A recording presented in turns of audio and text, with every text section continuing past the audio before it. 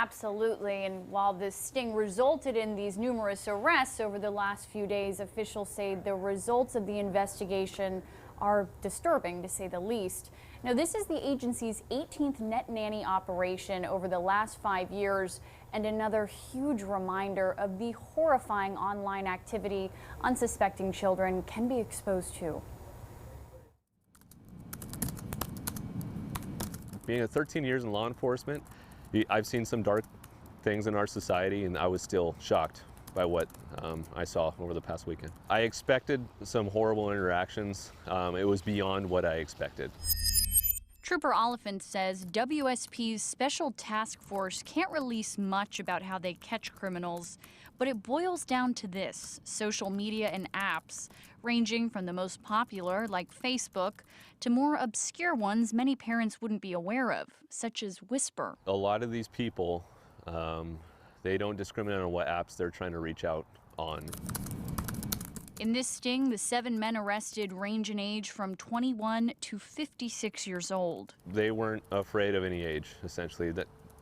There's a lot of communication over the past weekend where they had every intention to do unspeakable things to someone that was a 13, 11-year-old, 12-year-old. He says clearly things didn't go as the suspects planned. They ended up meeting one of our officers instead of a minor. While the State Patrol is always happy to get suspected predators off the street, getting to that point is filled with twisted and upsetting aspects of the investigation. I was shocked.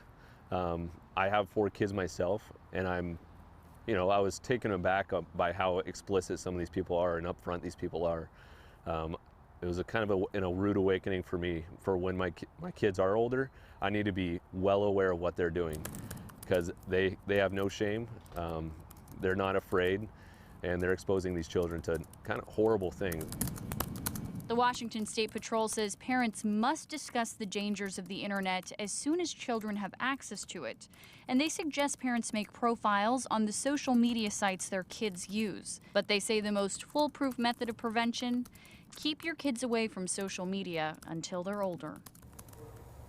Now, troopers with the Washington State Patrol tell us that if your child does have a cell phone, there are some smartphones that allow parental blocks on certain apps. And they also note that a lot of the work that the task force does is based on tips from the community. So that just goes to show how important it is that if you suspect something, and certainly if you know something about a child being sexually exploited online, to speak up. Guys, back to you. All right, Olivia, thank you. New tonight, police